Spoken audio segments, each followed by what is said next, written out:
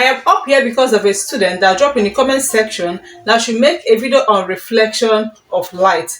And I don't want the video to be too lengthy, so I'm going to be splitting this one after the other and be sending it simultaneously. Now, if it is your first time tuning, don't forget to subscribe to this channel and turn on notifications. And if at the end of this video there is still this particular topic that you do not understand how to solve problems involving that particular topic, I want me to do that for you, just drop it in the comment section and I will do just that. With no further ado, let's get right into the video.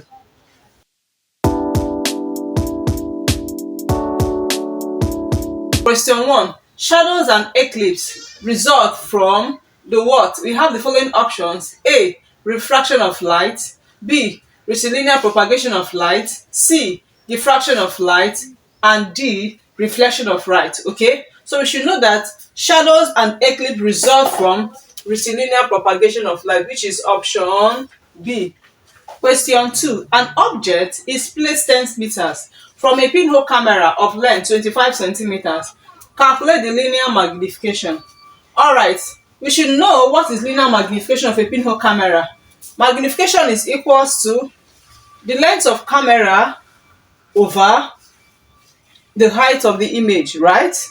Depending on how the question is, the length of camera over the object distance. Okay, so magnification, remember, it is equals to the height of image over height of object, or length of camera over distance of object from what? Pinhole, right? Alright, so the object is placed as a distance of 10 meters, right? So the distance of the object is 10 meters, okay? And the length of the camera, which is the pinhole camera, is 25 centimeters. So the length of camera is 25 centimeters. Mind you, the two must be in the same units, right? So what we need is to convert this one to meters, okay? By doing what? By dividing by 100. So it's going to give me what?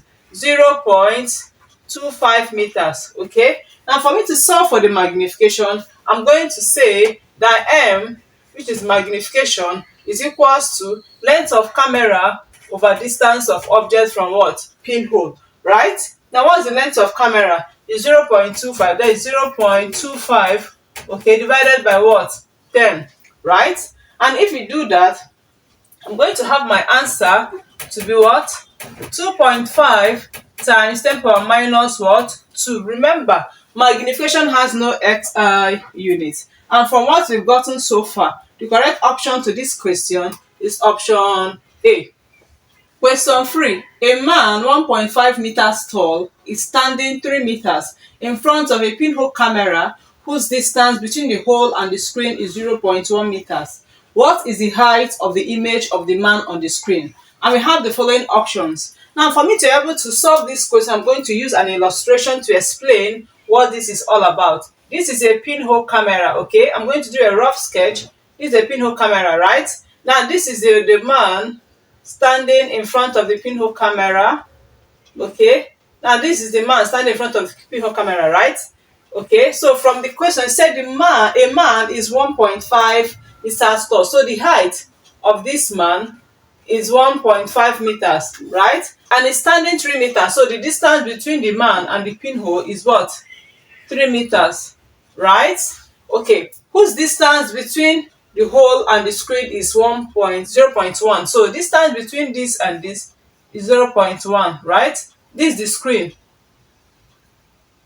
Okay, now this is what? This is the pinhole. Okay, remember the image of the man is always inverted, right? Always inverted, right? So the man will now be here.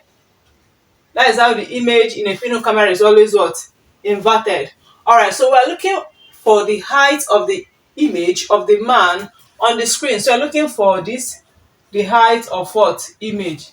That's what you're looking for. Now we're going to be using magnification to solve, which is equals to the height of the image all over height of object, right? Then it's equals to what? The distance of image from pinhole all over distance of object from pinhole, right?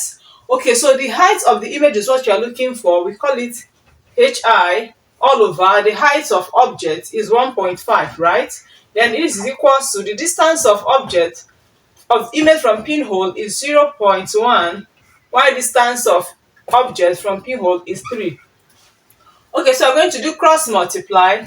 Say cross multiply height of image is equals to this, right? So that is 1.5 times 0.1 all over what? 3. Okay, so we are going to work it out to get our answer to be, this is going to divide this itself is 1, is going to give me 0.5, right? So by the time I multiply, I'm going to be having 0.05 meters. Okay, so the height of the image of the pinhole is said to be what? 0.05 meters. So this is how we can solve this type of question. I hope that is clear. So let's move to the next one. Question 4. The plane mirrors in a kaleidoscope are usually placed at, we have the following options. A, at an angle of 60 degrees. B, parallel to one another. C, perpendicular to one another. D, at an angle of 45 degrees. Now you must know that in kaleidoscope, the angles are placed, the plane mirrors are inclined at an angle of 60 degrees, right? That makes option A to be what? Correct. But for periscope, the angles are inclined at 45 degrees, okay?